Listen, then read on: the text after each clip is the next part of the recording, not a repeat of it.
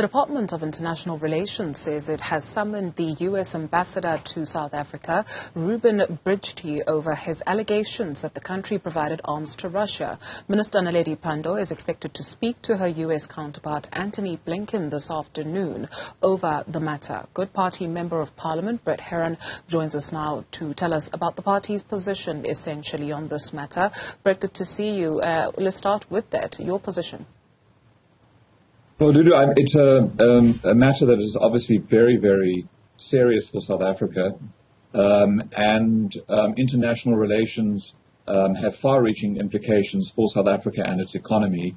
And before setting out a position, I think it's important to clarify that we should avoid reckless speculation and be cautious. So I want to be cautious as I respond, and to say that obviously there's conflicting information. The National Arms Control Committee has denied any knowledge of the sale of any armaments to Russia. So there's no approved sale according to the committee. The Department of Defense is reported also to have said that there's no record of an approved sale.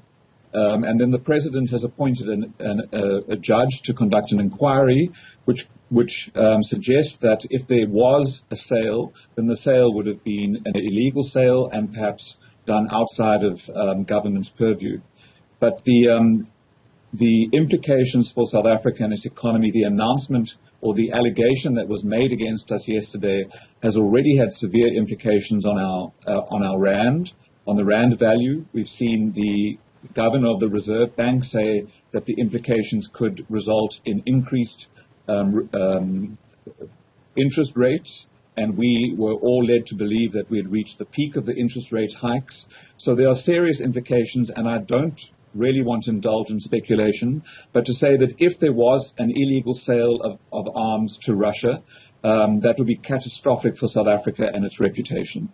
Absolutely. Brett, what do you then say? While I appreciate that indeed we do need to be careful and treat this matter quite delicately, to some sectors of society that say, well, is this a country that we can totally rely on when it comes to such intelligence? This while the processes are going on in South Africa to get to the bottom of the matter. Given the United States' track record, one only needs to take a look at what happened in Iraq.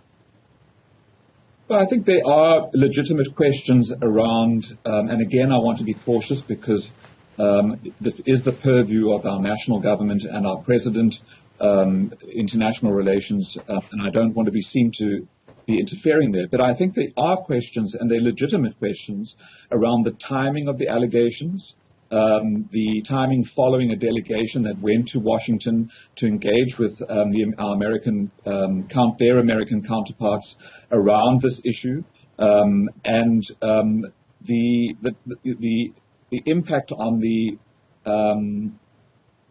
rising sentiment around what BRICS the BRICS nations will. How dominant the BRICS nations will be in the world's economy. So there are legitimate questions around the timing, and obviously there's contradictions around whether the intelligence that the United States claimed to have was ever shared with South Africa, even though South Africa asked for it. So there are some important questions that need answering. And if the United States has got this wrong and inflicted this enormous damage on us and our economy and our reputation, then they need to resolve that very quickly.